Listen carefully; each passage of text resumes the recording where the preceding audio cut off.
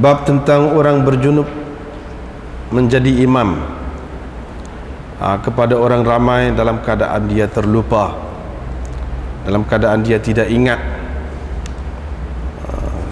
junubnya itu, janabahnya.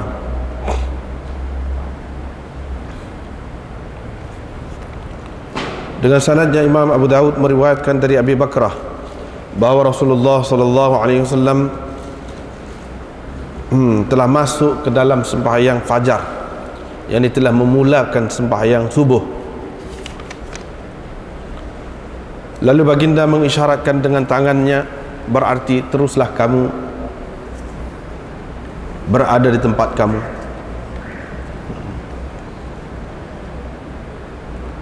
Kemudian baginda datang dalam keadaan kepalanya, yakni rambutnya menitiskan, yakni air. Fasalla bihim. Lalu baginda mengimamkan mereka. Dengan sanad satu lagi Imam Abu Daud meriwayatkan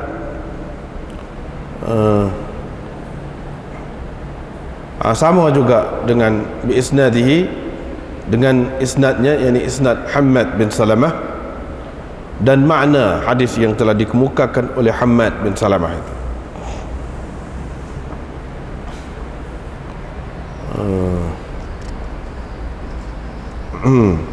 Yang ini sama dengan hadis yang diriwayatkan oleh Musa dari Hammad, Musa bin Ismail dari Hammad bin Salamah.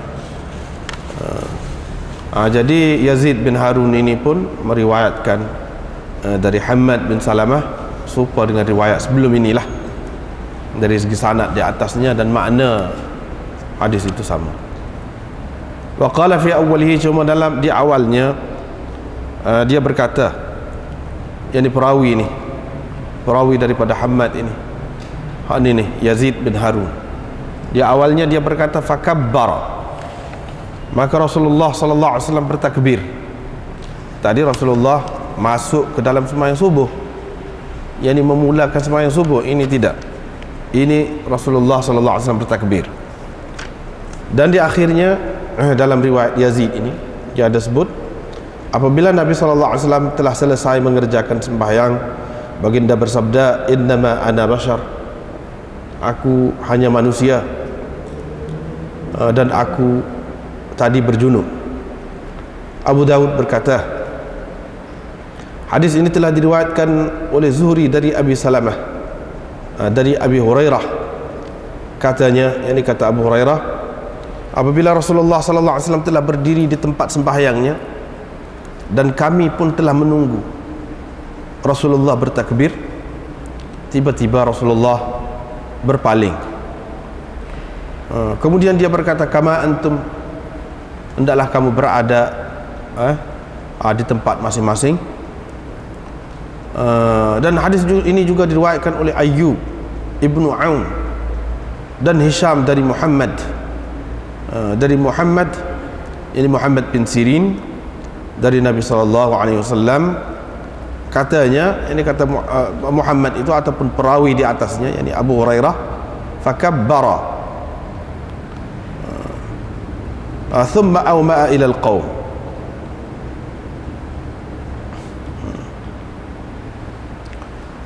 Ataupun di sini riwayat Muhammad ini, Muhammad bin Sirin ini secara mursal, dia kata qala, itu balik kepada Muhammad jugalah, bukan Abu Hurairah. Tadi Abu Hurairah itu selesai dah, selesai dah. Ini qala, yang Muhammad berkata fakabbara, Rasulullah sallallahu alaihi wasallam pun bertakbir. Kemudian baginda mengisyaratkan kepada orang ramai, yakni makmum yang ada di belakang itu, anijlisu, supaya duduk. Fadhahaba, baginda pun pergi dan mandi. Mana dia suruh duduk dalam riwayat ni? Dalam riwayat yang pertama tadi, maknanya hendaklah kamu berada seperti keadaan kamu tu, mana dalam keadaan berdiri, berdirilah. Demikian juga Malik telah meriwayatkan hadis ini dari Ismail bin Abi Hakim dari Atha bin Yasar, juga secara mursal. Katanya kata Atha, sesungguhnya Rasulullah sallallahu alaihi wasallam telah bertakbir fi salatin, yakni dalam satu sembahyang. Qala Abu Daud berkata, demikian juga hadis ini telah diriwayatkan kepada kami oleh Muslim bin Ibrahim. Katanya, haddatsana Aban meriwayatkan dari Yahya bin Ar-Rabi' dari Muhammad bin Ar-Rabi' bin Muhammad dari Nabi sallallahu alaihi wasallam bahawa beliau, yakni Nabi sallallahu alaihi wasallam, telah bertakbir.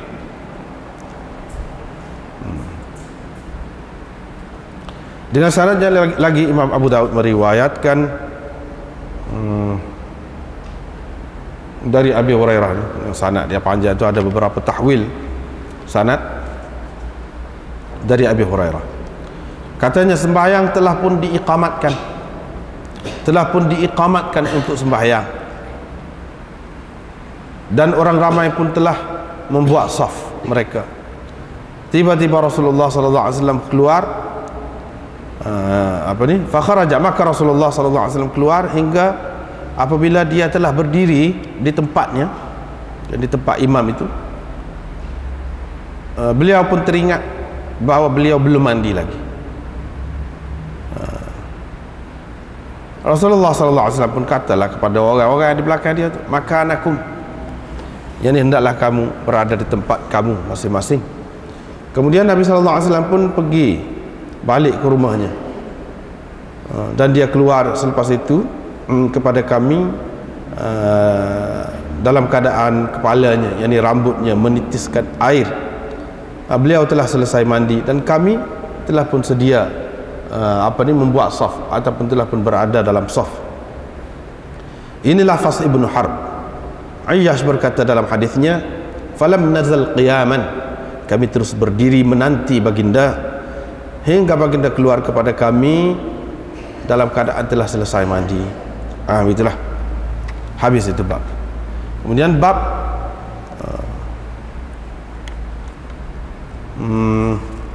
fir rajul yajidul billah fi manami, bab tentang seseorang yang bermimpi, yang mendapati kesan basah fi manamihi, semasa tidurnya atau dalam tidurnya, ketika tidurnya. Dengan sanadnya Imam Abu Daud meriwayatkan dari Aisyah, katanya Nabi SAW pernah ditanya tentang seseorang yang mendapati kesan basah tetapi dia tidak teringat ada bermimpi mimpi apa-apalah. Qala, Nabi SAW menjawab, dia perlu mandi. Dan Nabi SAW pernah ditanya tentang seorang yang yara an qad ihtalama, yang bermimpi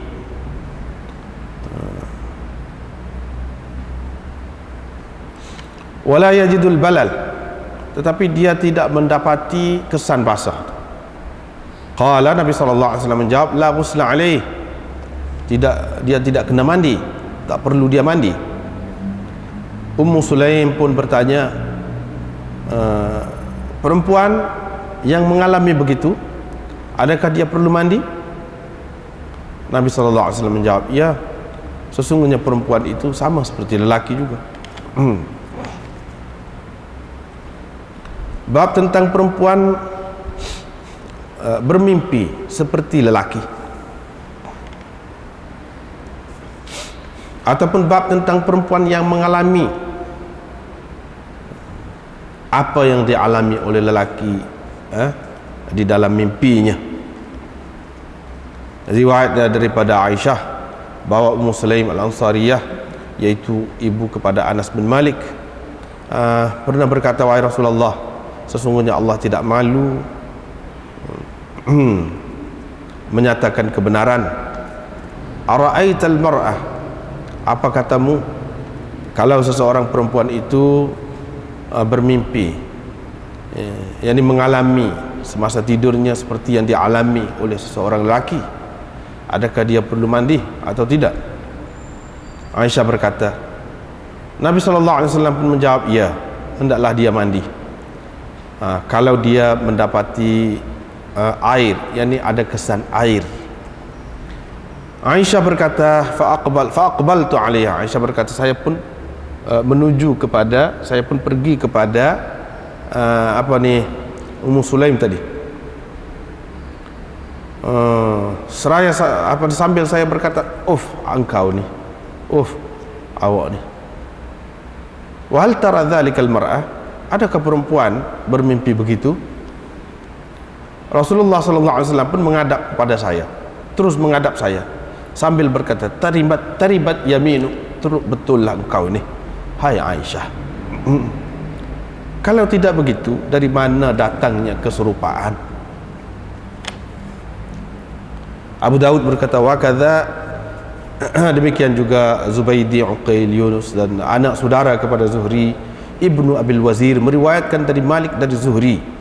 Dan Zuhri Musafi' Al-Hajabi telah meriwayatkan hadis yang serupa dengan hadis yang dikemukakan oleh Zuhri ini. Itu makna wafaqah, yang taba'alah, menjadi mutabi' kepada Zuhri itu. Qala, dia berkata, yani Musafi' an Urwah an Aisyah. Adapun Hisham bin Urwah, beliau berkata dari Urwah dari Aisyah, dari Urwah dari Zainab binti Abi Salamah, dari Ummi Salamah, bahwa Ummu Sulaim datang kepada Rasulullah sallallahu alaihi wasallam. Habis ini.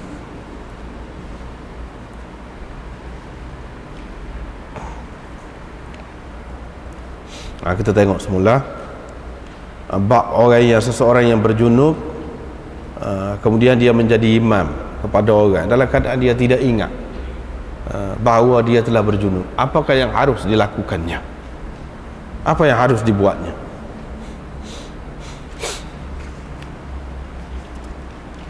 Jadi Imam Abu Daud telah mengemukakan dua riwayat di sini, dan beliau mentarjihkan riwayat yang pertama dengan mengemukakan beberapa penyokong-penyokong kepada riwayat yang pertama itu, yang menunjukkan bahawa Rasulullah sallallahu alaihi wasallam telah pun mula bersembahyang. Maknanya masuk dah dalam sembahyang. Itu riwayat yang pertama. Setelah masuk baru dia berhenti. Kemudian riwayat yang kedua, riwayat dari Abu Hurairah. Riwayat yang pertama dari Abi Bakrah yang menunjukkan begitu. Riwayat yang kedua dari Abi Hurairah yang menyebutkan Nabi sallallahu alaihi wasallam keluar, mana iqamah dah, orang-orang pun duduk tunggu, Nabi sallallahu alaihi wasallam pun mari. Kami duduk tunggu dia bertakbir, tiba-tiba dia pergi masuk dalam rumah. Maknanya dia tak mula lagi, tak start lagi sembahyang. Dia pun kata, kamu hendaklah berada dengan keadaan kamulah masing-masing, di tempat kamu masing-masing, atau di makanakum kama antum. Beberapa lafaz yang seumpama itulah memberi arti kamu hendaklah berada di tempat kamu masing-masing, jangan pergi ke lain, maksudnya. Dia pun pergi. Dalam setengah riwayat yang memberi isyaratkan dia suruh duduk.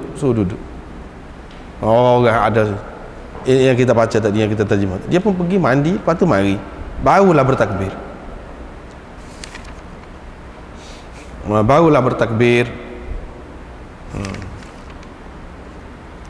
Itu dua riwayat tu dalam bab ini, dua riwayat. Dia nak menceritakan kepada kita, inilah punca khilaf ulama, dua riwayat. Dua riwayat inilah yang menjadi punca kepada khilaf ulama dalam masalah ni.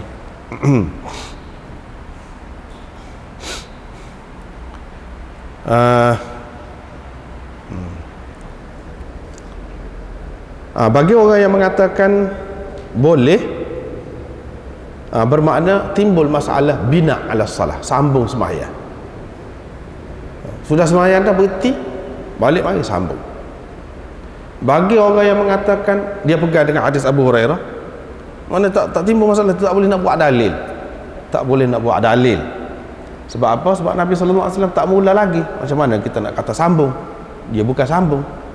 Dia tak sembahyang lagi, dia mari semula. Mari barulah mulakan sembahyang. Tak timbul masalah sambung-sambung dalam hadis ini. Lepas tu orang kata sudah takbir tu, mereka takwil lah. Mereka takwil. bukan takbir sungguh, sudah mahu hampir-hampir nak takbir. Sebab kita kata orang qamat, qad qamatis salah, qad qamatis salah. Sembahyang qama tu fi'il madhi kan, telah berdiri. Apakah sembahyang tu sudah dikerjakan? Belum lagi. Mana nak sembahyang dah ni, nak sembahyang dah ni. Itu ana qad qamatis salah, qad qamatis salah. Mana bukan sembahyang lagi. Hak ni pun lagu tu juga. Mana Nabi sallallahu alaihi wasallam sudah hampir nak mula sembahyang. Itu makna fakabbar. Mana sudah hampir nak takbir. Dia takwil lagu tu. Dia takwil. Jadi mereka kata ini tak boleh kita nak buat dalil untuk masalah bina ala salah, sambung sembahyang. Itu yang pertama. Yang kedua, yang ketiganya, bagi orang yang mengatakan boleh sambung sembahyang tu, adakah semua perkara hadas besar ke hadas kecil, atau hadas kecil saja? Dan hadas kecil tu yang macam mana? Sebahagian daripadanya sebelum pada ni kita sudah bincang dah. Umpamanya Imam Malik mengatakan kalau seseorang itu keluar darah dari hidung, dan dia boleh pergi basuh darah tu tengah duduk sembahyang, boleh pergi basuh darah tu, mari sambung sembahyang. Dia kata darah saja, darah hidung saja, kalau hak lain tak boleh. Kalau terkentut tak boleh. Tetapi Imam Abu Hanifah kata apa saja yang membatalkan sembahyang, air sembahyang, dia tengah duduk sembahyang dan dia bukan sengaja, macam terdesak lah, terkentur, kita kata berlaku terkentut misalnya gitu, dia boleh pergi ambil air sembahyang, tapi syarat dia jangan kecek. Jangan kecek. Mula kita sudah lalu dah tu. Mari semula sambung, sekat mana dia berhenti sambung semua. Imam Ahmad kata semua hak lain boleh berlaku, tapi kalau hak keluar daripada sabilain ataupun qubul dan dubur, sama ada tahi ataupun air kencing ataupun kentut, semua tak boleh. Hak tu tak boleh nak sambung. Maknanya dia pergi ambil air sembahyang, balik mari sembahyang semula, start semula. Tak kira lah dia dekat nak habis dah ke, tak kira. Tak boleh sambung. Itu kita sudah bincang dah. Tapi dulu langsung tak ada sebut cerita hak berjunuk ni, terlupa berjunuk, tak ada sebut. Bagaimana kalau berjunuk? Bagaimana kalau berjunuk? Hadas juga tu, cuma hadas besar. Kalau berjunuk seorang itu terlupa, adakah boleh dia sambung, pergi mandi, lepas tu balik mari sambung? Itu masalah baru. Masalah baru malam ni kita nak jumpa. Bagi orang yang kata sambung, boleh sambung, orang siapakah benda hak satu hadas besar pun boleh, sekiranya dia terlupa. Kalau dengan sengaja tak boleh, dosa. Kalau dengan sengaja tak boleh. Ni dalam keadaan terlupa. Dalam keadaan terlupa. Kalau sengaja tak boleh. Hak tu semua kata haram, tak boleh. Tak boleh mula sembahyang dalam keadaan dia tu sedar dia ni dalam keadaan tak bersih, tak boleh. Ni dalam keadaan dia terlupa. Itu khilaf tu. Ada yang mengatakan boleh, seperti Nabi sallallahu alaihi wasallam sudah buat ni. Cumanya daripada situ pecah banyak pula masalah lain. Situlah ulama-ulama mujtahidin dia pecah masalah tu. Punca dia kadang-kadang sehadis lah, sehadis. Daripada situ tubik banyak pula. Kalau orang sembahyang seorang, kalau sembahyang jadi tu imam, dia tu tak apalah. Kita kata dia pergi, dia sambung, lepas tu orang lain tu tunggu dia, kau lagu mana? Kau kena lantik tu imam lain, kau dia kena mufaraqah. Itu timbul banyak masalah pula. Dan katakanlah kalau tu imam tu pakesuk terlupa, dia tak ingat tu, ya dia ni berhadas. Dalam masalah berhadas ni, berhadas besar ke ataupun berhadas kecil, siapa orang hak sembahyang, kita kata tu imam masjid, orang masing-masing entah mana-mana mari, lepas tu pergi dah, ya dia tu lupa tu imam, lepas pada tu dia teringat, adakah sembahyang dia sah dan sembahyang makmum dia sah? Kau lagu mana? Kau sembahyang dia saja tak sah, sembahyang orang lain tu sah. Itu pecahan masalah kepada ni lah, hadis ni berlaku, pecahan masalah. Baiklah, kita tengok kepada orang-orang yang ada kitab ni, oleh kerana ada dalam kitab ni bazlul majhud,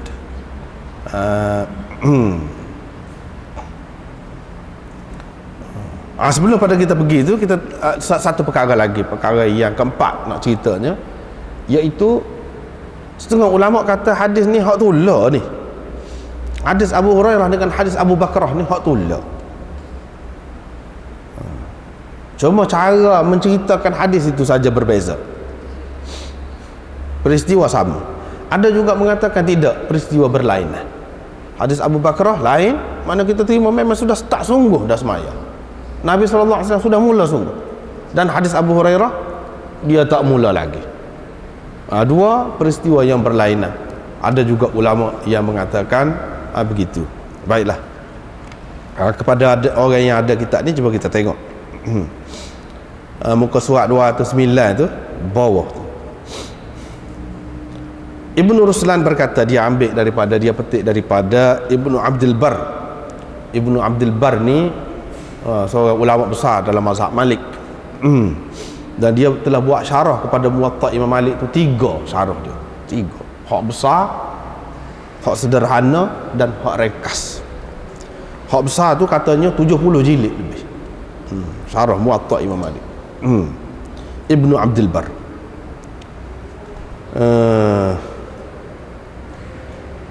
Jadi ringkasan, kata dia, ringkasan pendapat Maliknya dan anak-anak buah dia berkenaan dengan imam nombor 1 bawah tu, boleh kita tengok, yang telah takbiratul ihram,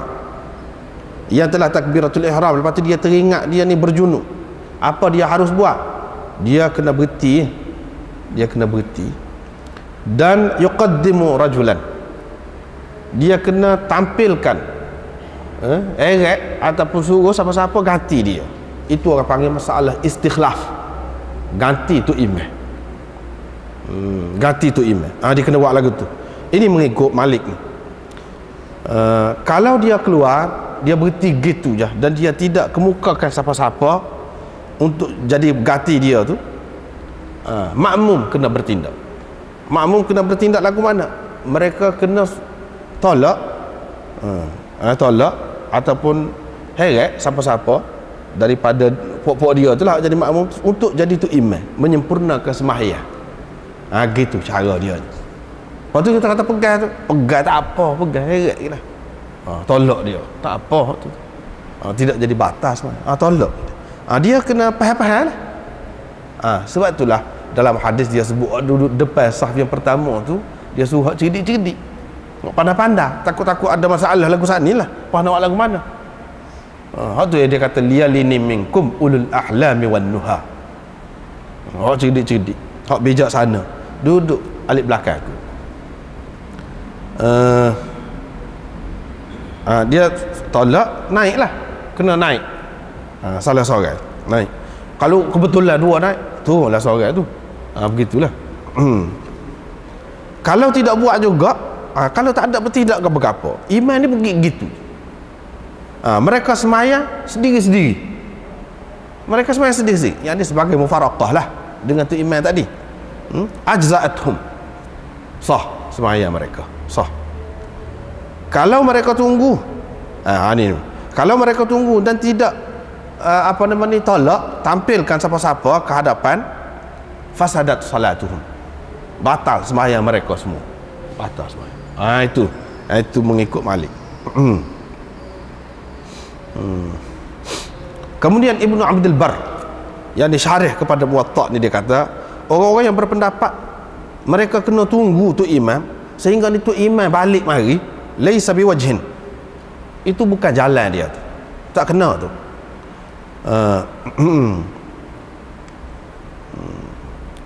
Hak sebetulnya iaitu tu imam tu, apabila dia balik, bukan dia nak jadi tu imam, dia jadi makmum pula. Dia ikut orang lain sudah semaya saja, dia ikut.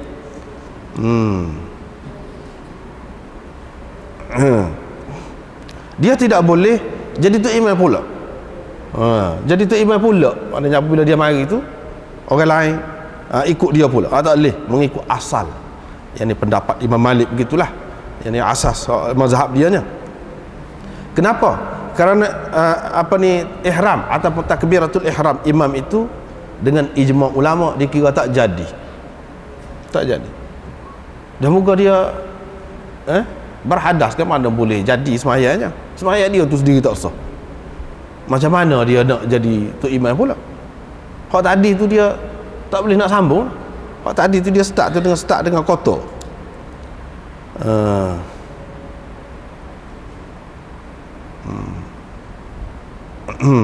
Karena dia start dengan tidak suci. Qurtubi berkata, ni Qurtubi ni pun ulama besar dalam mazhab Malik juga. Oleh kerana Malik melihat hadis ini bercanggah dengan asas mazhabnya, asas pendapat dia tengok tak leh ni kalau lagu tu. Sebab apa? Kalau dia nak sambung lagu mana dia start tadi tu dengan tidak suci, dia tak boleh sambung sebagai tu imam. Dia kena itunya, dia kena jadi makmum waktu lah.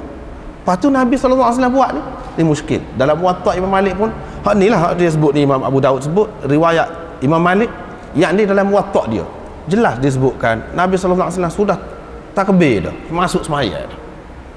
Jadi dia tengok ni macam mana ni Nabi SAW ni buat ni bercanggah dengan asas sembahyang, mengikut kaedah dia tu. Dia kata ini khasun bin Nabi SAW, ini khusus dengan Nabi SAW. Tadi ni jadi Nabi SAW adakah dalil dia lantik siapa-siapa, dia eret siapa-siapa ke, dia suruh siapa-siapa ke jadi ganti dia? Adakah? Tak ada. Hadis mana-mana pun tak ada. Lepas tu adakah dalam hadis mana-mana pun sebut makmum dah tu imam ni tidak lantik, makmum tu tolak siapa-siapa? Tak ada juga.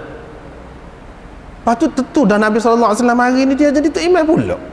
Jelas ni, jelas dalam hadis ni, bukan dia jadi makmum. Pahala ke mana?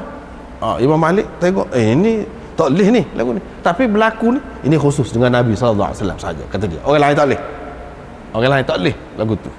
Kalau orang lain sebab adil, dia kena jadi makmum. Sebab apa? Hak dia start mula-mula tadi start dalam keadaan tidak sah, dengan kotor tu, dalam keadaan dia berhadas.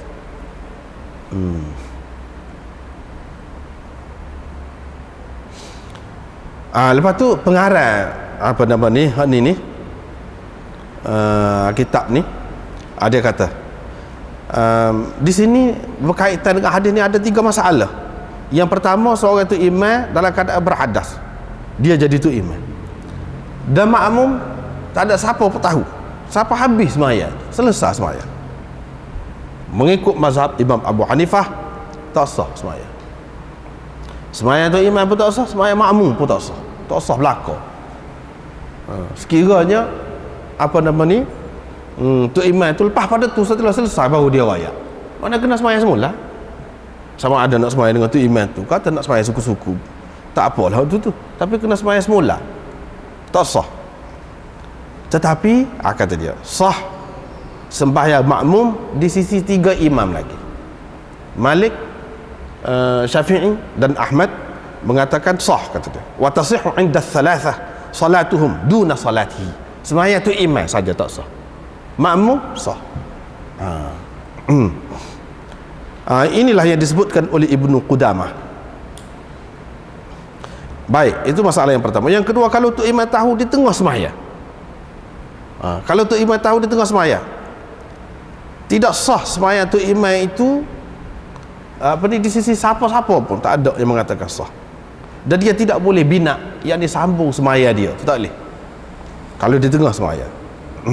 Adapun sembahyang makmum, sekiranya mereka istikhlaf, yang dilantik tu imam lain, seseorang sebagai tu imam, ataupun mereka sembahyang sendiri-sendiri, sah mengikut Imam Malik, begitu juga mengikut Imam Ahmad.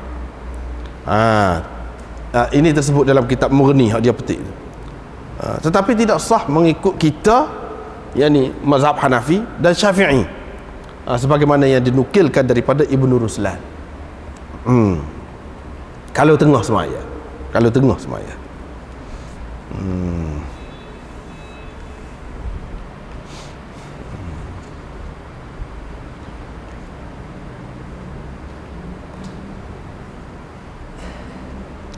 Satu lagi pada muka surat 210, cuba kita tengok nombor 2 bawah tu. Ini keterangan Ibnu Qudamah pula, petikan daripada Ibnu Qudamah. Ini bermazhab Hambali, dalam kitab dia Mughni. Dia kata kalau seseorang tu jadi tu imam berjemaah, dalam keadaan dia tu berhadas ataupun berjunub. Dia sendiri dan makmum tidak tahu, tak ingat lah. Dia tak ingat, makmum tak tahu, hingga selesai sembahyang. Sahhat salatuhum duna salatihi, sah sembahyang makmum, sembahyang tu imam tak sah. Inilah pendapat Malik, Auza'i dan Syafi'i. Ada diriwayatkan dari Ali bin Abi Talib, tu imam dan makmum kena ulas mula sembahyang. Ada juga gitu. Ya, inilah pendapat Ibnu Sirin, Sya'bi, Abu Hanifah dan ashabnya. Maknanya tak usah berlaku.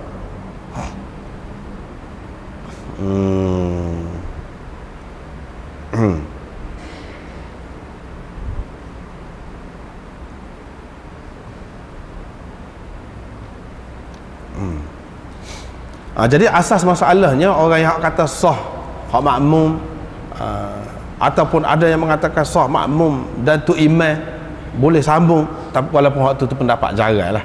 Pendapat jarak lah. Hak kebanyakannya dia kata tak boleh lah. Tu imam tu tidak sah. Makmum sah. Inilah asas dia, hadis dia. Sebab Nabi SAW telah mula sembahyang. Dia tidak suruh sahabat-sahabat dia tu ulang-ulang sembahyang. Tapi Imam Malik kata hak ni khusus dengan Nabi SAW saja, hak lagu ni. Khusus dengan Nabi SAW. Kalau orang lain sepatutnya tak adilah.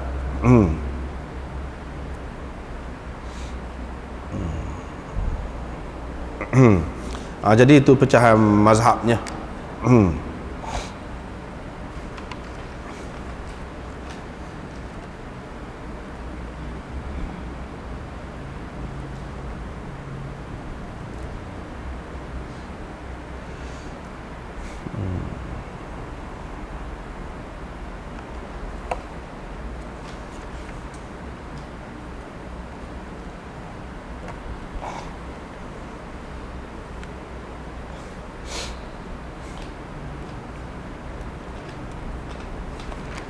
Begitulah. Kemudian dari segi perbahasan hadisnya, bagi orang yang mengatakan peristiwa ni peristiwa sama, hak tu la je. Riwayat Abu Bakar dengan riwayat Abu Hurairah ni hak tu la. Bapa ya Abu Hurairah kata Nabi SAW tidak takbir lagi, dan Abu Bakar tu dia kata Nabi SAW sudah takbir dah.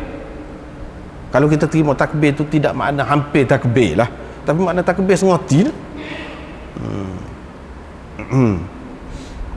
Sebagaimana yang tersebut dalam riwayat ni, dakhala fi salatil fajr fakabbara.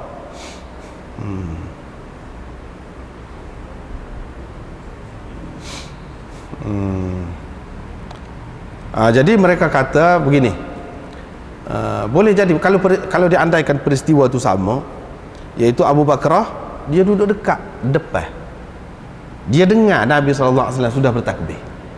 Abu Hurairah dia duduk jauh, dia tak dengar. Jadi dia hanya meriwayatkan mengikut apa yang dia faham lah. Takkanlah kalau dia kira hak mengikut kaedah biasa lah, takkanlah dalam keadaan dalam keadaan biasa Nabi SAW sudah bertakbir semaya dalam keadaan berjunub, takkanlah lagu tu. Kalau dia terlupa pun, kalau dia terlupa kita kata bertakbir, makna tak sah dah semaya tu, macam tak ada lah dia kira. Tetapi riwayat Abu Bakrah menyabitkan yang dia mengatakan Nabi SAW telah bertakbir. Boleh jadi dia mahu kata dia duduk depan. Itu andaian semualah, andaian dari segi perbahasan hadis. Jadi Abu Hurairah dia duduk di belakang, seperti mana ada yang mengatakan Nabi SAW isyarat tu setengahnya meriwayatkan berdiri, masing-masing duduk berdiri. Ada juga ya dia sebut tadi yang kita baca tadi, Nabi SAW isyarat supaya duduk, mana ada yang duduk, jadi isyarat Nabi SAW kata tu dengan perkataan ke ataupun dengan isyarat tangan. Ada kemungkinan kedua-duanya. Kalau isyarat dengan dengan perkataan pun sekalipun, boleh jadi dia kata hendaklah kamu berada di tempat masing-masing. Di tempat masing-masing itu bukan semesti makna berdiri, makna jangan pergi ke lain lah, tunggu aku mari. Jadi ada yang faham boleh duduk lagu ni, muka kita tidak sembahyang, kita kena tunggu dia duduk, dia faham duduk lah. Ada yang dia faham Nabi SAW suruh berdiri tetap seperti keadaan sudah berdiri dah tu lah, dia berdiri dalam keadaan begitulah. Yang ini mengikut fahaman masing-masing,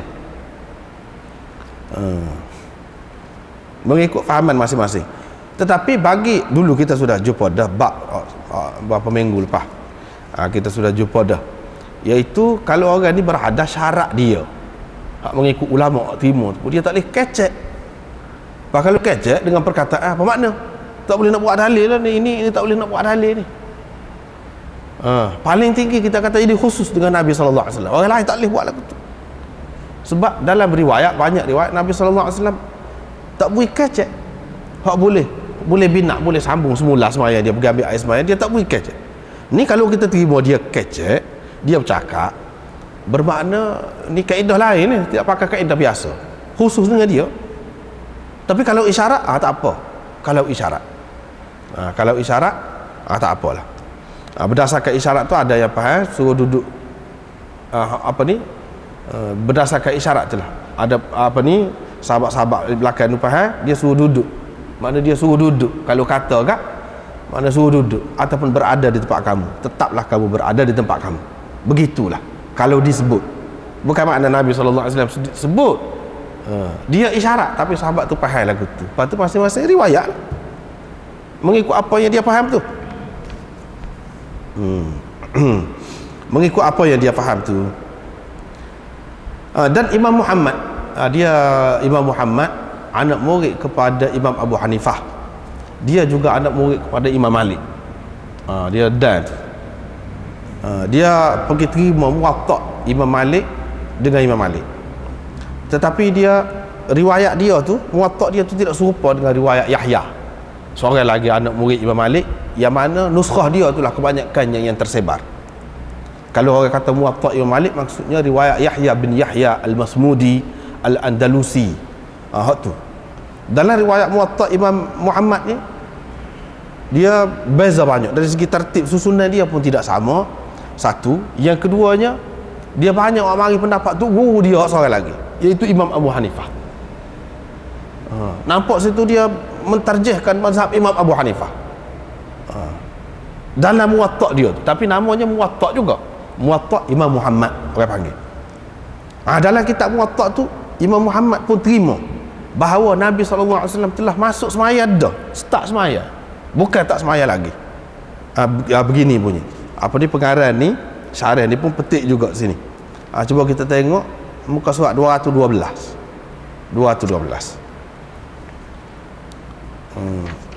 Atas sekali Imam Muhammad bin Hasan dalam muwatta dia, selepas mengemukakan hadis ini dalam bab hadas fi salah, berhadas dalam sembahyang, melalui tarik Malik, yang ni daripada Imam Malik lah dia ambil, serupa dengan muwatta Imam Malik ni lah juga.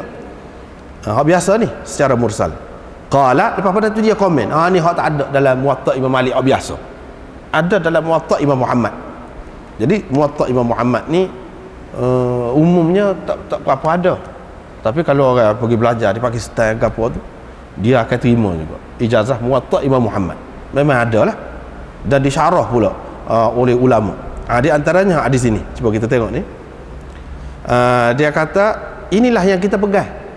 Imam Muhammad kata, ni komen dia ni, sesiapa yang berhadas dalam sembahyang, yang ni dengan tidak sengaja lah, dengan tidak sengaja terdesak, tertekan, misalnya dia terkentut ke, fala ba'sa an yansarifa wa la yatakallama fayatawadda'a thumma yabniya ala ma sallah. Itu dia kata, tidak mengapa dia berhenti bersembahyang dan jangan bercakap, pergi ambil air sembahyang, lepas tu sambung setakat mana yang dia telah sembahyang. Itu komen dia. Mana berdasarkan hadis tadi lah, hadis bina ala salah orang panggil. Tapi Imam Malik terima hak tu untuk orang berdarah hidung saja. Imam Muhammad ni dan Imam Abu Hanifah tidak sekat berdarah hidung mana-mana pun, sehingga hak keluar, kecuali kalau air kencing lah. Kecuali kalau air kencing tu lain lah, tahik kalau kita kata lain lah waktu tu. Tapi kalau kena ketuk tu tak apa lagi. Lepas tu dia kata, inilah pendapat Abu Hanifah.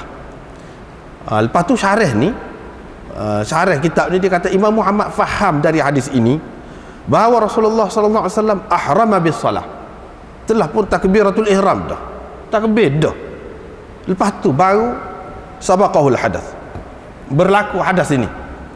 Tapi itu tak kena, bukan berlaku hadas. Sebab itulah anda tidak sebut thumma sabaqahul hadath, mana berlaku hadas tu baru dia teringat hadas tu berlaku. Sebelum pada tu lagi baru dia teringat yang dia ni berhadas. Dia pun pergi fatawadda'a fa shalla linnas. Dia tawadda'a di sini bukan dengan makna ambil wudu, kecuali kalau kita pakai hadas tadi, hadas kecil. Tapi hadis kebanyakan ni Nabi SAW berjunub. Ni cerita lain pula ni dia ambil ni. Yang ni Nabi SAW telah berhadas ni, hadas kecil. Dia pun balik pergi ambil air semaya, lepas tu balik mari jadi imam pula kepada orang. Qala Maulana Asy-Syaikh Abdul Hayy.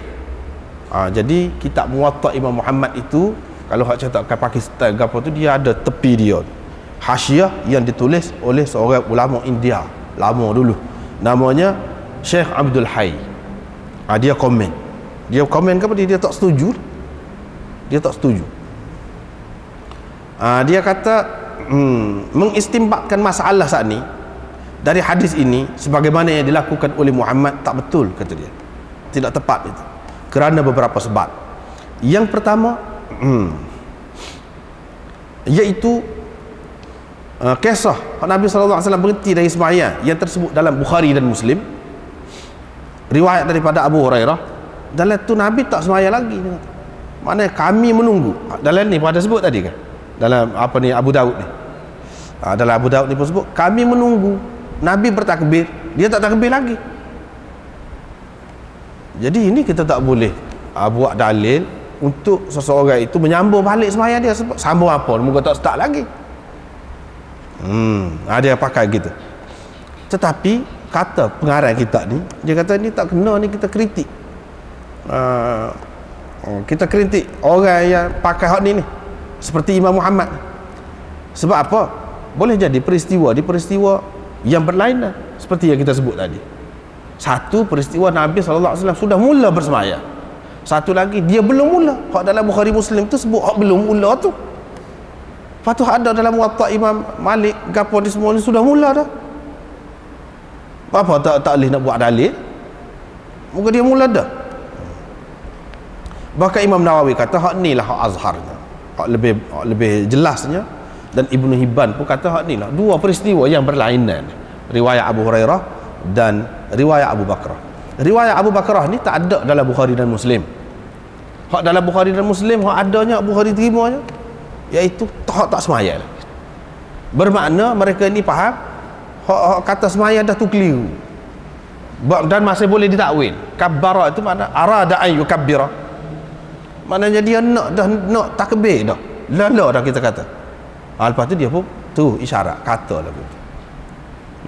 Jadi kalau dia tidak takbir lagi, munasabah lah kalau dia kecek, kalau dia nak isyarat, kalau dia nak gitu-gini pun tak jadi masalah, tidak start lagi. Tapi ini masalahnya Imam Muhammad terima bahawa Nabi SAW sudah masuk sembahyang dah. Kalau kita terima dua peristiwa yang berlainan, mana dia pakai hak lagi tu, hak sudah masuk dalam sembahyang. Ini menjadi dalil kepada orang yang mengatakan kalau seseorang itu sudah sembahyang, tiba-tiba dia berhadas, dia boleh berhenti, lepas tu mari sambung balik. Boleh buat dalil lah. Tapi dia kritik, dia kata tak kena sebab berdasarkan riwayat Bukhari dan Muslim tak mula lagi. Itu yang pertama. Yang kedua, Nabi SAW berhenti bersembahyang tu kerana dia berjunub. Lepas tu dia terlupa. Seperti mana tersebut dalam riwayat Daraqutni dan riwayat Abu Daud tadi, yang kita baca tadi. Dia pergi dan mandi. Dalam riwayat Bukhari dan lain-lain sebut jelas bahawa dia mandi, kemudian balik mari dalam keadaan rambut dia tu menitiskan air. Serupa dengan hak sini juga lagu ni. Jadi hak kita kata, hak kita duduk kata boleh sama balik tu kalau berhadas kecil. Ni peristiwa ni berhadas besar, tak boleh nak sama balik, tak boleh nak buat dalil tu, tak boleh nak buat hujah. Hak ni cerita hadas besar. Tetapi daripada cara Imam Muhammad sebut tu, Nabi SAW telah berhadas. Mana berlaku dengan tidak sengaja lah hadas itu. Faraja'a, dia pun pergi ambil air semaya. Itu hadas kecil. Yang kita nak bincang sekarang ni, kalau hadas besar lagu mana? Boleh kau nak sambung semaya tu? Kalau nak buat dalil daripada hak ni, iyalah Nabi SAW sudah sambung lah kira-kira. Tapi kebanyakan ulama, boleh dikatakan jumhur ulama mengatakan tak boleh. Kalau hadas besar lagu tu. Kalau hadas kecil boleh. Hak tu yang Imam Malik kata ini khusus dengan Nabi SAW saja tu. Hak Imam Muhammad istidlal dia tu, mustadal dia tu, dalil dia tu berkenaan dengan hadas kecil. Hak kita nak bincang sekarang ni hadas besar. Tak boleh nak, tak ada kena-mengena tu. Yang ketiga, tersebut dalam Bukhari dan lain-lain, iaitu selepas mandi. Nabi SAW kembali selepas mandi.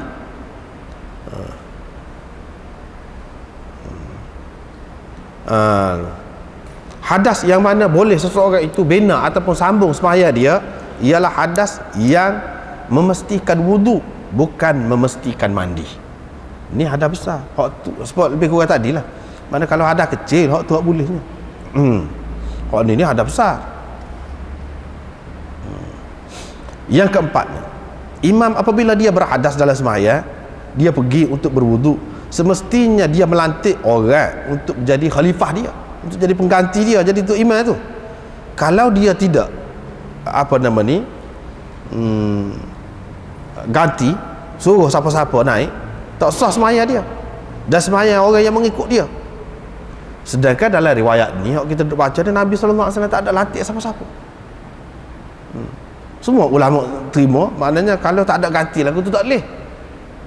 Dia sendiri pun kalau dia ganti orang, dia boleh mari sebagai makmum. Dia boleh mari sebagai makmum. Sebagai tu imam tak boleh. Tak boleh.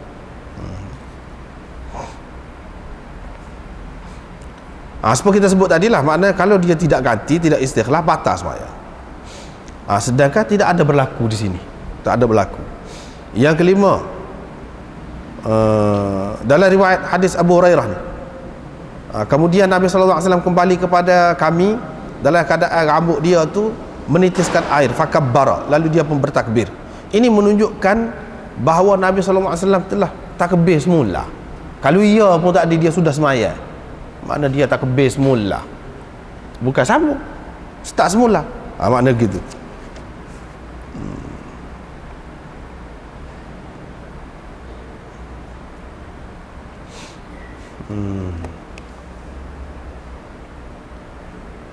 Tak apalah.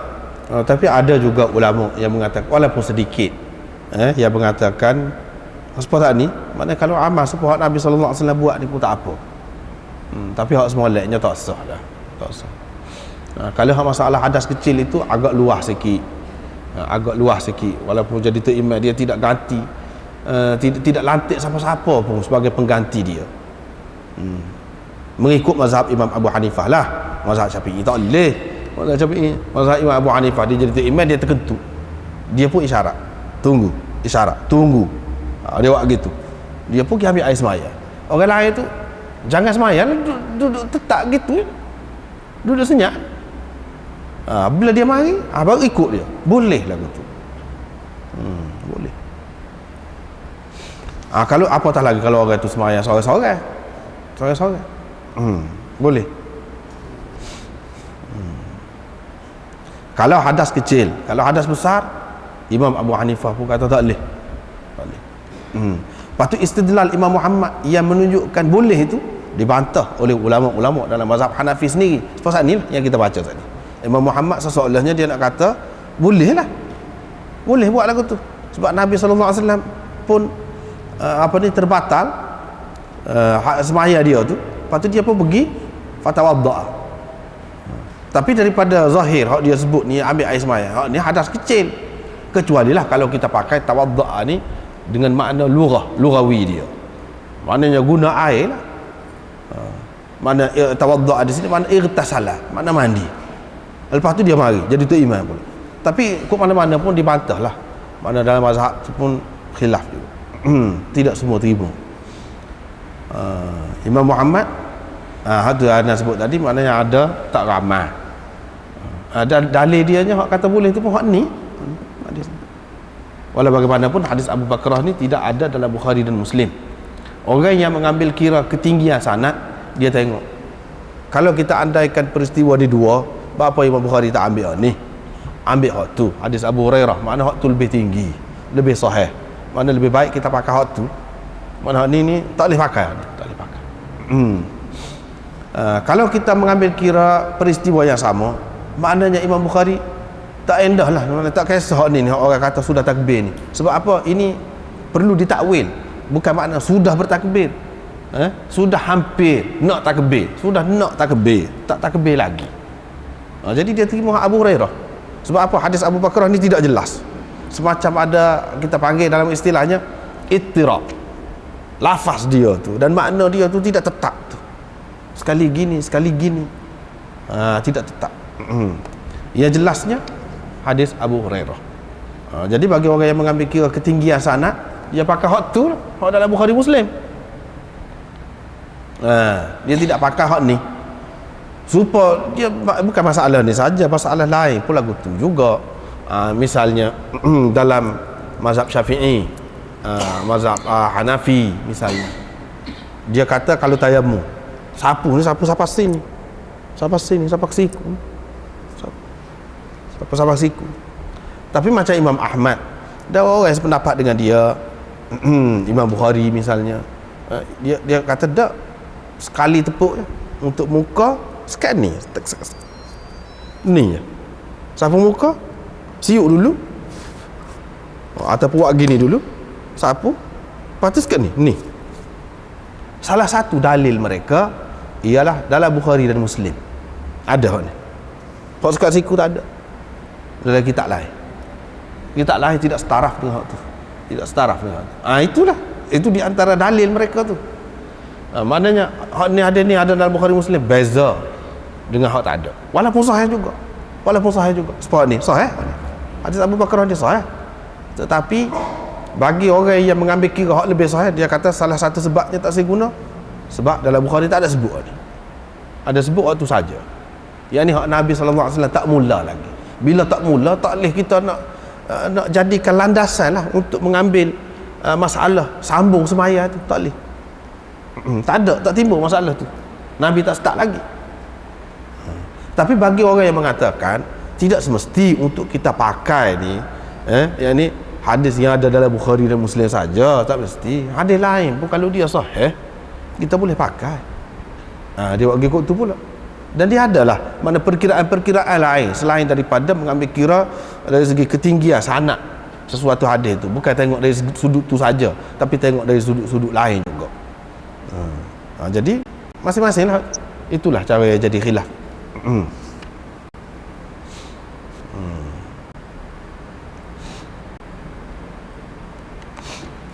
Seterusnya yang akhir ni, Nabi SAW pun keluar dalam keadaan kepala dia ni, yang di rambut dia menitiskan air. Dalam riwayat Daraqutni dia ada tambah, inni kuntu junuban, tadi aku berjunub, dia kata. Lepas tu aku terlupa nak mandi. Nabi SAW pun salla bihim. Apa ni jadi tu iman pada mereka. Kami pun bersemayam bersama Nabi SAW. Hak ni riwayat Abu Hurairah ni.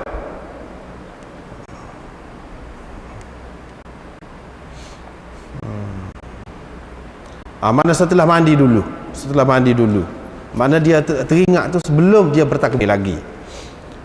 Ini tujuan Imam Bukhari buat mari hadis ni dalam kitab dia nya, iaitu dia nak menceritakan satu masalah, iaitu kalau seseorang teringat dalam masjid, dia berjunub, dia duduk dalam masjid dah, dia berjunub, dia boleh keluar begitu. Yang ni tanpa dia bertayamum terlebih dahulu,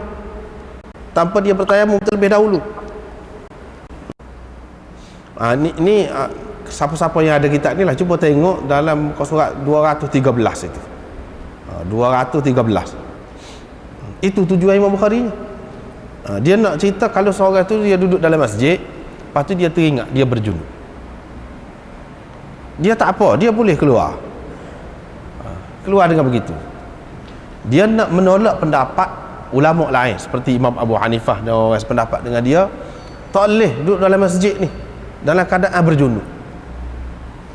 Dalam keadaan berjunub, kalau orang perempuan dalam keadaan mari kotor, tak boleh duduk dalam masjid ke mana-mana. Semua apa tak boleh. Lepas tu dia kena tayamum. Lepas tu tayamum lah ke mana dalam masjid pun kita ada kapek gini. Sebab tu kita kata, kita kalau mengaji satu cara memang kita tak nampak lah. Tapi kalau dalam mazhab dia mudah ya tayamum, tidak mesti cari tanah. No, ni yang ada sikit-sikit debu-debu ni padan dah dia. Kalau kita naikkan sikit sebanyak tu, sudah cukup dah mazhab Hanafi. Boleh buat tayamum dah. Debu tu debu mari mana? Debu tanah lah tu kira tu. Mari terbai, mari masuk dalam masjid ni. Dinding tu kan. Pak kita pergi tapak dinding. Nampak tak ada mana? Sudah boleh dah. Tidak nanti cari debu. Bagi dia. Kalau tidak kita akan rasa muskil ni, kok mana dalam masjid ni? Sebab dia tak boleh duduk dalam masjid dalam keadaan berjunub. Nak keluar, sementara nak keluar tu pun dia kena bertayamum dulu. Tak boleh keluar dengan begitu. Tapi Imam Syafi'i kata tak apa kalau sekadar nak lalu, illa abiri sabil. Wala junuban illa abiri sabil. Dia pegang dengar itulah. Sekadar lalu saja tak apa. Sekadar lalu saja. Imam Bukhari nak ayat tak ada timbul masalah tu. Kalau seorang itu teringat dia nak semaya duduk dalam masjid, dia teringat dia berjunub, tak payah buat apa-apa, keluar biasa. Sebab mengikut mazhab Imam Bukhari nya, orang berjunub boleh duduk dalam masjid, boleh duduk, cuma kurang molek lah, kurang molek. Begitu juga orang mari kotor. Baru ni kita sudah bincang masalah orang perempuan mari kotor tu. Bagi Imam Bukhari pun boleh juga duduk dalam masjid, asalkan jangan menyebabkan jadi kotor masjid, sudahlah, jaga molek. Bagi dia ni. Sebab apa? Dalam Bukhari ada sebut, ada hadis, iaitu Nabi SAW, baru ni kita tak sebut, biarkan seorang perempuan, orang perempuan tu duduk dalam masjid. Nabi SAW biarkan dia buat kemah dalam masjid, duduk situ. Seorang hamba yang dimerdekakan duduk situ. Bagi dia dan orang yang sependapat dengan dia, dia kata orang perempuan duduk dalam masjid, tentu ada ketika dia mari kotor. Tak kata mari kotor, lama duduk situ sekian lama. Nabi SAW tak kata gapo, tidak kata kalau mari kotor kamu kena tubik daripada masjid, tak ada kata lagu tu. Tak ada larangan, tak ada gapo. Itu di antara hak dia pegang je. Lepas pada tu ni dia kata istidlal Imam Bukhari ini boleh dipertikaikan. Sebab apa? Dalam Tirmizi dengan sanad dia dari Abi Sa'id ada riwayat Nabi SAW kata kepada Ali, wahai Ali, tidak halal kepada sesiapa pun berjunub dalam masjidku ini selain aku dan engkau. Tirmizi berkata hadis ini hasan gharib. Muhammad bin Ismail telah dengar hadis ini dari saya, kata dia, dan dia menganggap pelik hadis ini. Jadi oleh kerana halal kepada Rasulullah SAW masuk ke masjid dalam keadaan berjunub, la yustadallu bi ghairi. Oleh kerana Nabi SAW itu halal kepada dia dalam keadaan berjunub, tidak boleh kita buat dalil untuk orang lain. Kalau tidak halal kepada Nabi SAW dalam keadaan berjunub duduk dalam masjid, bagaimana Allah SWT akan membiarkan dia tu lock dia masuk ke dalam masjid dalam keadaan dia melakukan suatu perkara haram? Dan ini tak mungkin. Mesti Allah SWT tegur dulu lagi. Kalau kata orang berjunub ni tak boleh masuk masjid, Nabi SAW sendiri pun tak boleh kalau berjunub, tentu dia tegur dah. Dia tak akan lock sampai Nabi SAW melakukan benda haram. Jadi di sini ada beberapa perkara ni. Orang yang mengatakan, orang tak setuju dengan Imam Bukhari, dia kata ni ada hadis dalam Tirmizi, ada hadis dalam Tirmizi ni, maknanya Nabi SAW tak apa berjunub. Jadi kita tak boleh nak dalil untuk orang lain. Apa Imam Bukhari buat dalil dengan hak tu? Imam Tirmizi riwayat dah kan ni, apabila dia dengar hadis ini daripada Tirmizi, Imam Bukhari anggap pelik hadis tu, gharib, dan hadis ini tidak sahih. Bila tidak sahih, tak boleh nak buat dalil bahawa Nabi kalau dalam keadaan berjunub boleh. Apalagi ada Sayyidina Ali di situ. Sayyidina Ali pun kalau dalam keadaan berjunub tak apa duduk dalam masjid. Apa lagu tu? Apa lagu tu? Ini tak betul. Sebab itulah ulama-ulama hadis kata kalau hadis hak mula dengan ya Ali, hak ni pun hadis ni ya Ali juga ni. 3 hadis saja hak sahih, hak lain semuanya tidak sahih. Wah, tu berapa banyak hak sebut ya Ali depan, hak ni pun termasuk ya Ali juga. Jadi orang Syiah guna hak ni, tengok kelebihan Sayyidina Ali. Orang lain tak boleh duduk dalam masjid dalam keadaan berjunub. Dia yang boleh dengan Nabi SAW. Orang lain mana boleh. Ini kelebihan dia. Dia kata pada hadis ni tak boleh buat dalil. Pak Tirmizi kata Hasan Tirmizi ni lagu mana? Itu persoalan. Istilah Hasan Tirmizi itu bukan Hasan seperti orang lain kata. Kadang-kadang hadis itu dhaif tapi banyak turuk dia. Banyak riwayat, jalan riwayat dia tu banyak. Tirmizi panggil Hasan lagu-lagu tu. Kalau nak kira tiap-tiap satu tu dhaif belaka. Tapi dia panggil Hasan lagu tu. Mana dhaif juga hakikatnya. Sebab itu Imam Bukhari kata tak boleh buat dalil ni. Nak menunjukkan Nabi SAW tak apa halal dalam keadaan berjunuk dalam masjid, tak boleh fakah ni. Nabi SAW serupa dengan orang lain juga. Kalau dia boleh, orang lain pun boleh. Apa tak boleh? Kena ada dalil pula yang khusus dengan Nabi SAW dalam keadaan berjunuk. Boleh, orang lain tak boleh. Kena ada dalil. Hak sani tak padan tu waktu tu. Ada dhaif. Sesoalnya Imam Bukhari dia nak cerita begitu. Lepas tu hak Nabi SAW tadi pergi masuk mandi tu. Hak tadi pasal dia nak sembahyang, dia nak jadi tu imam, sebab tu. Hak tadi tu sebab dia nak jadi tu imam, bukan kerana tak boleh. Bukan kerana tak boleh. Begitulah.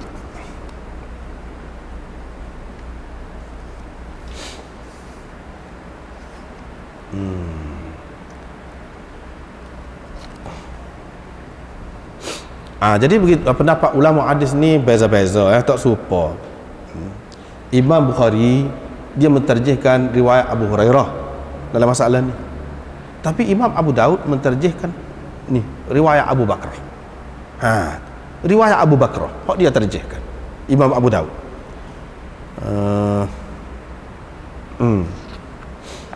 Cuba tengok kalau kitab ni muka surat 215 sebelum pada hadis baru tu. Akhir sekali anin Nabi sallallahu alaihi wasallam wa hadha ta'liqun thalith. Ta'liq yang ketiga Imam Abu Daud kemukakan. Ini ta'liq yang ketiga. Dia buat mari ni li ta'yidi ma sabaq annahu kabbara. Dia buat mari hak ni banyak ni nak menyokong hak yang mula-mula tu, iaitu Nabi sallallahu alaihi wasallam telah bertakbir dah. Bukan tak bertakbir lagi. Walaupun dia mari juga riwayat Abu Hurairah, tapi dia menterjihkan riwayat Abi Bakrah. Dia menterjihkan hak tu. Sama ada kita kata dia menganggap peristiwa ni peristiwa sama atau peristiwa yang berlainan, tak kira. Tapi dia menterjihkan hak tu sebab apa? Sebab hadis ni lebih ramai perawi-perawi dia berbanding hadis yang diriwayatkan oleh Abu Hurairah. Hak ni lebih ramai. Sebab tu dia terjih. Orang ni pun kata telah bertakbir dah, jelas dah. Masuk dalam sembahyang dah. Kita nak kata lagu mana? Dakhala fi salah. Jelas tu. Kalau nak takwil pun tak boleh nak takwil mudah-mudah. Apalagi kalau kita boleh andaikan peristiwa ni peristiwa yang berlainan.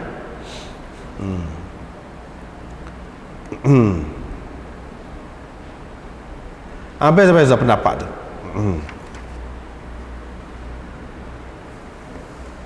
Tapi sepakat baru ni dalam masalah berjunub, orang bagi kotor, Imam Bukhari serupa dengan Abu Daud pula. Masalah ni tak serupa dalam masalah terjih hadis ni, tak serupa. Tapi dalam masalah kedua-dua golongan tadi boleh masuk dalam masjid, boleh duduk dalam masjid selama mana dia nak. Serupa tu Imam Bukhari dengan Abu Daud. Daud Zahiri dan ramai lagi orang lain. Sebab tu serupa. Walaupun pendapat dari sudut lain berbeza, tapi dari sudut tu serupa.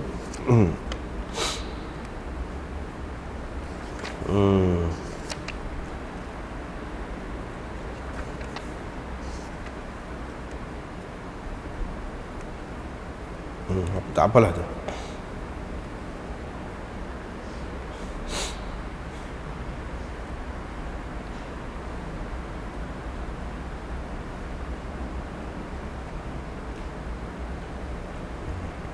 Seterusnya seseorang mendapati kesan basah semasa tidur dia tu.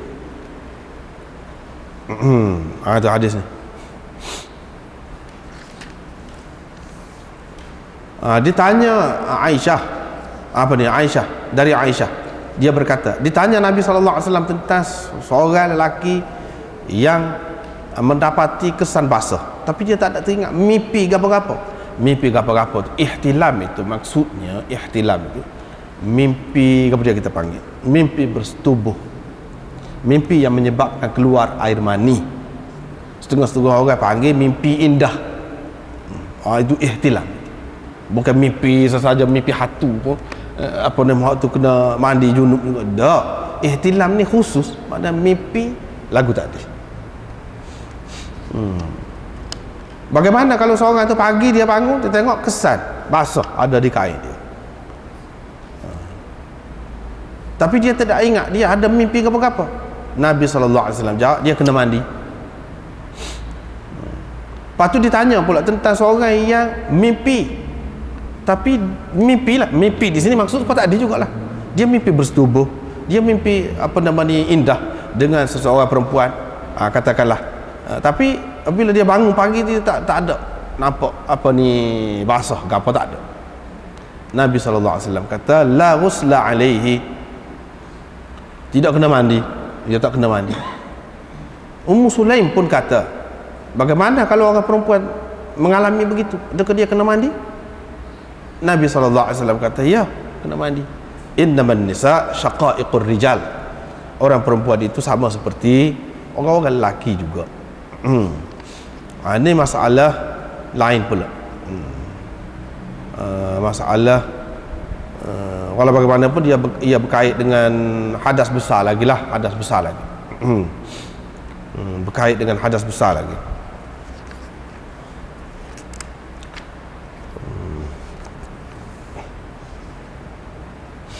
Seorang tu mimpi dia tengok basah. Basah ni, maksud basah ni basah dengan air mani. Bukan basah tu basah air kecing. Kalau basah air kecing, hak tu tak kena mandi. Nak mandi pun tak apa, tapi tidak wajib, tidak kata mandi wajib, tidak. Basuh saja pun tak apa. Ataupun basah tu basah ki haimazi, pun tidak wajib juga mandi. Ataupun basah tu basah kerana wadi, pun sama juga. Tidak wajib mandi. Sini basah ni maksud basah air mani. Basah. Lepas tu kalau kering pun supaya tu jugalah. Mana dipastikan ini kesan air mani, tak kira lah masih basah lagi ataupun sudah kering. Ia sebut basah ni, kira-kiranya dia yakin lah. Kira dia yakin. Supaya dalam hadis dia sebut tu, seorang jangan berhenti daripada sembahyang sehingga dia bau ataupun dia dengar ketuk dia tu. Bukan makna kalau dia tak dengar maka dia boleh terus, walaupun dia yakin dia sudah ketuk dah. Tidak. Mana sebutkan hak tu, sebut kira-kiranya hak tu meyakinkan. Supaya juga ni pun kalau basah meyakinkan. Tapi kalau dia yakin juga walaupun sudah kering, supaya juga hukumnya. Asalkan bekas tadi tu bekas air mani. Itu maksudnya.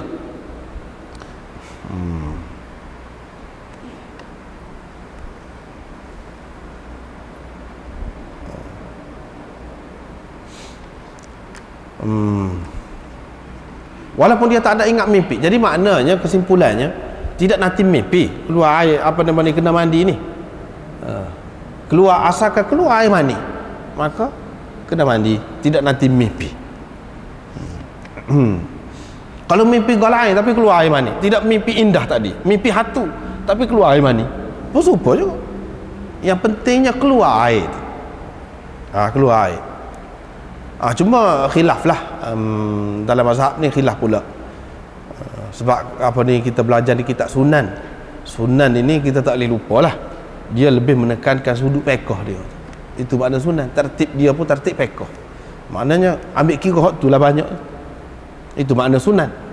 Kita hadis ni banyak bentuk. Salah satunya bentuk sunan. Sunan ni makna penekanan kot tu.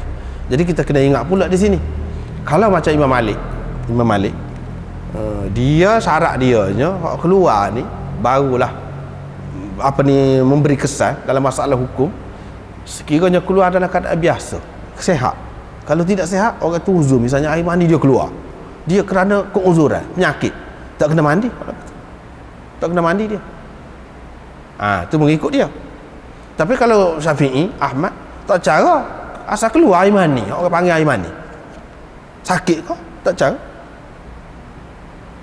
Cumanya mengharuskan dia bila-bila dia duduk semaya tu keluar, tu tak apa, dimaafkan. Tapi kena mandi tu kena mandi.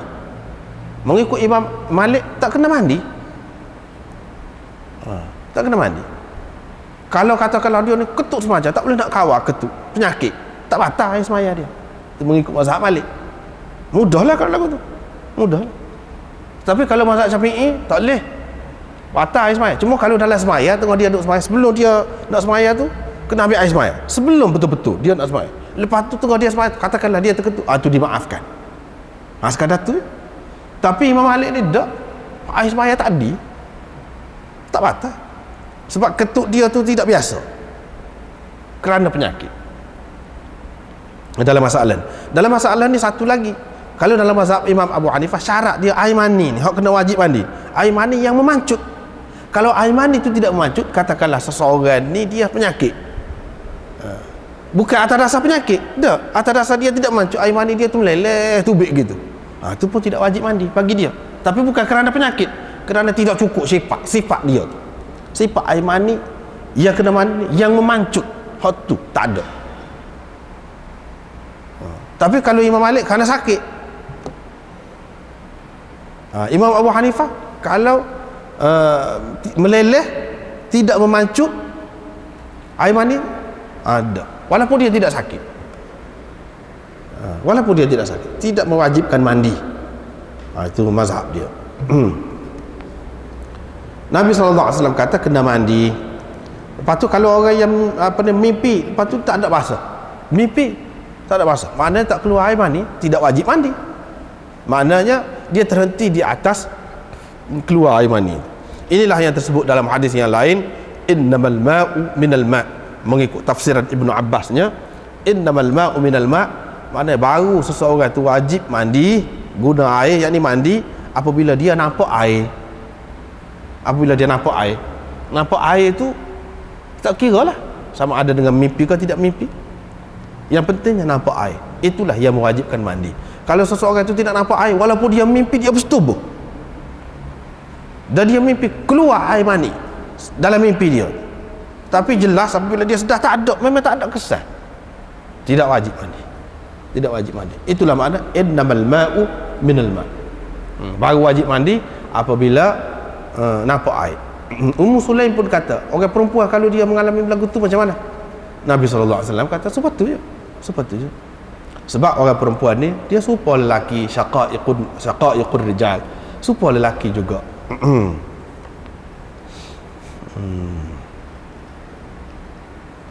Tidak wajib mandi. Maknanya kalau dia tidak tak nampak kesan tadilah, kalau nak mandi tu tak apa, tapi tidak wajib. Mandi wajib ni tidak.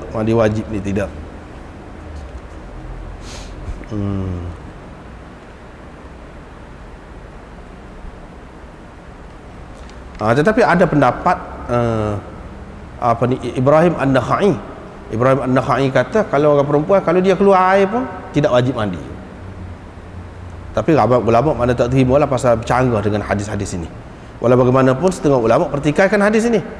Abdullah Al-Umari itu setengah ulama kata dhaif dia. Jadi bagi orang yang kata dhaif, tak boleh nak pakailah hadis ni, buat sandaran tak boleh. Tetapi secara umumnya ulama terimalah hadis ni. Abdullah Al-Umari tadi dia tu dari segi ingatan dia tu lah kurang kuat sikitnya, bukan dari kerana lain dia tidak diterima tu dikatakan dhaif tu. Ibrahim An-Nakhai kata kalau orang perempuan dia kalau keluar air pun tidak wajib mandi. Nak mandi tu boleh, tidak wajib. Tidak wajib. Imam Nawawi dapat tahu waktu tu bahawa Ibrahim An-Nakhai ni ulama besarlah mengatakan tidak wajib mandi. Dia kata tak benar sahabat Ibrahim An-Nakhai nak kata lagu tu.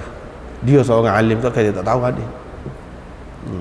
Tetapi sebenarnya dia tak jumpa dalam kitab-kitab yang lain disebut, ada dalam Musannaf Ibnu Abi Syaibah misalnya, memang riwayat yang sahih daripada Ibrahim An-Nakhai, dia kata memang tak wajib, orang perempuan tak wajib mandi. Begitu juga Hafiz Ibnu Hajar kata itu mazhab dia. Tetapi ini pendapat dia saja, orang lain tak. Orang lain kata serupa hadis ni, mana kalau dia nampak air serupa tadi, air mani, maksudnya air mani. Sebab air mani bagi perempuan ni masih lagi khilaf Ni dalam bab seterusnya lah, masih lagi khilaf. Air mani dia tu serupa dengan air mani kita kau tidak. Itulah yang jadi punca tu, salah satu punca yang jadi khilaf tu. Babun fil mar'ah tara ma yara rajul. Kita kena berhenti sekat je lah. Wallahu a'lam.